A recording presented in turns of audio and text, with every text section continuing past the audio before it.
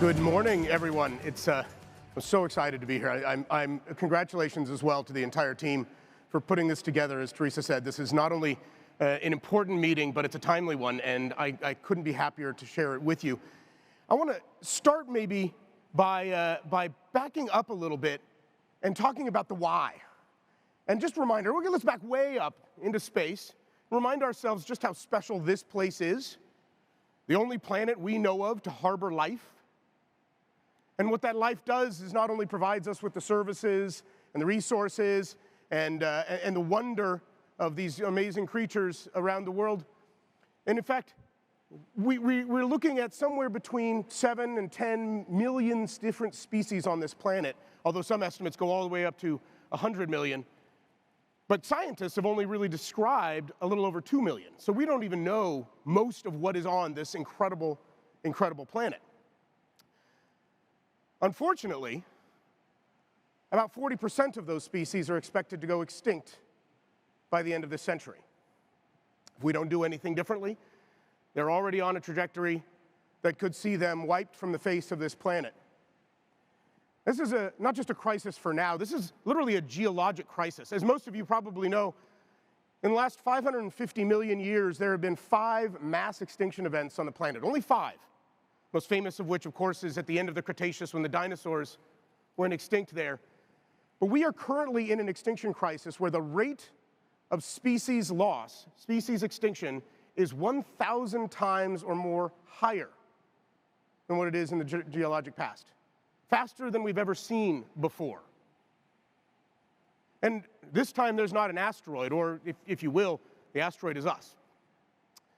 It's the first mass extinction event caused entirely by one species, humans.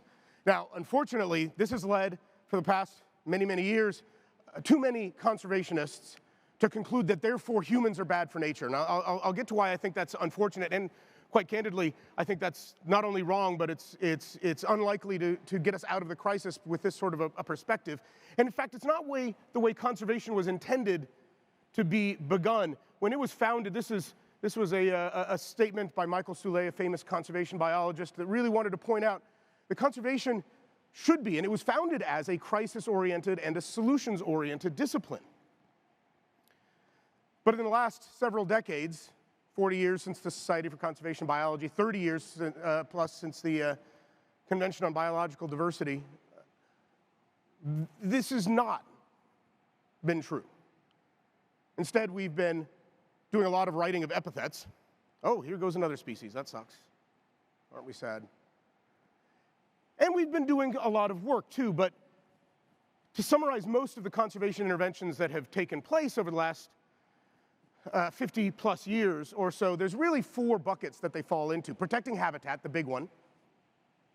Eradicating invasive species. This is important because, according to the IUCN, the most common cause of known extinction events is invasive species.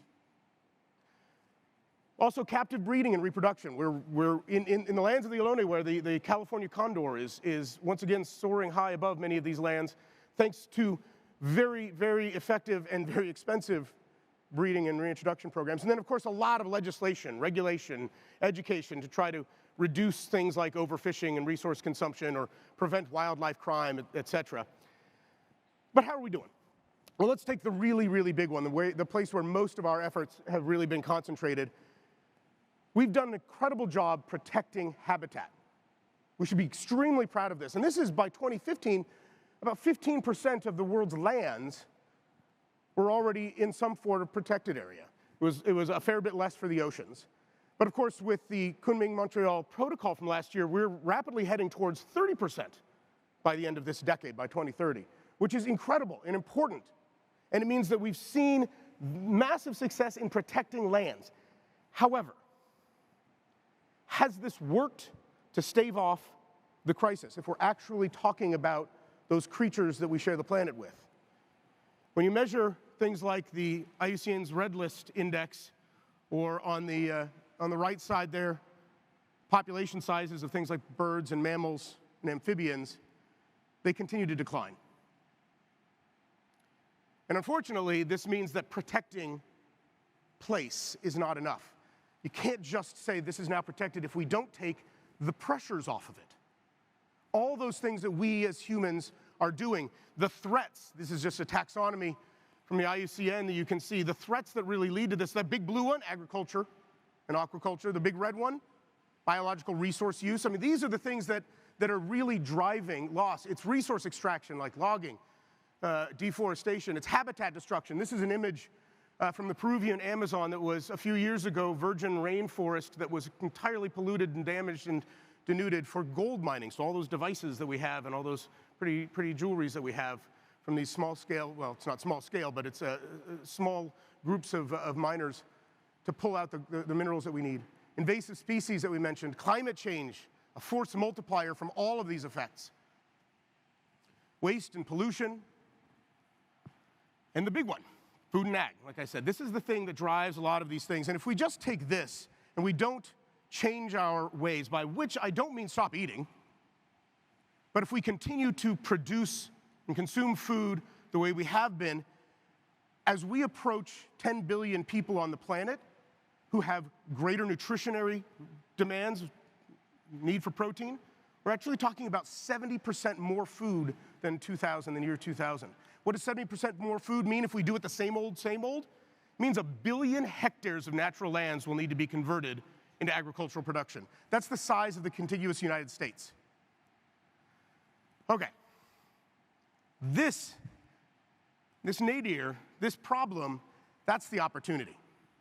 Because I keep saying if we do it the old way, but humans may have caused the problems, but much as we have done so, we have the power to innovate and to build solutions that work for everyone. Let me give you an analogy. Really thinking about the drivers of biodiversity loss.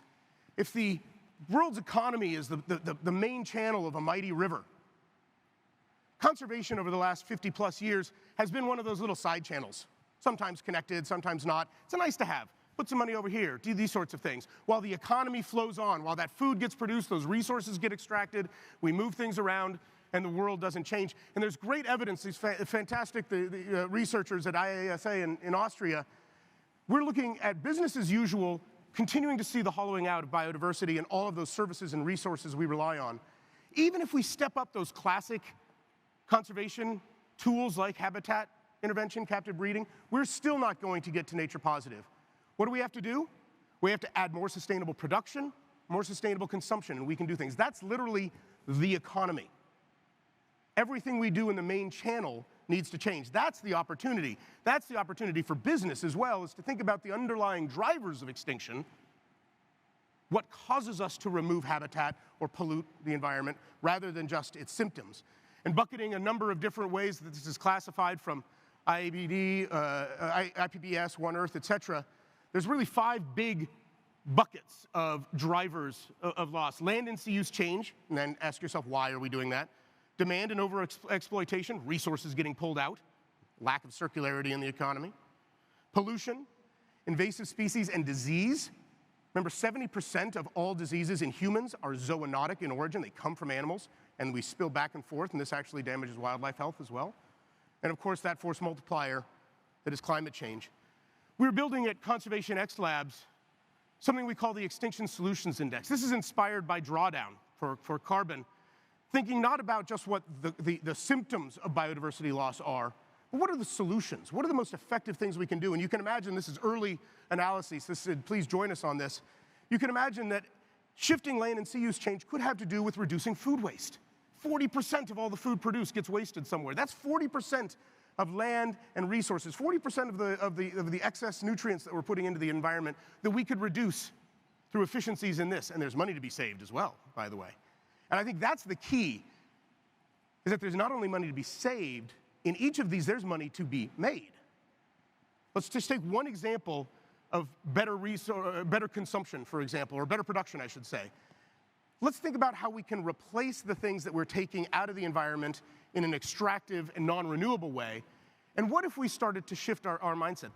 We're talking about hundreds of billions of dollars, trillions of dollars in market size for everything from building materials to minerals, luxury goods like cosmetics, chemicals, and of course we're already seeing things like alternative proteins grow. This is the space to make money. It's that main channel of the economy. And if we narrow it down, this is one of our projects with a number of partners in the Amazon, where we're driving innovation for a new bioeconomy.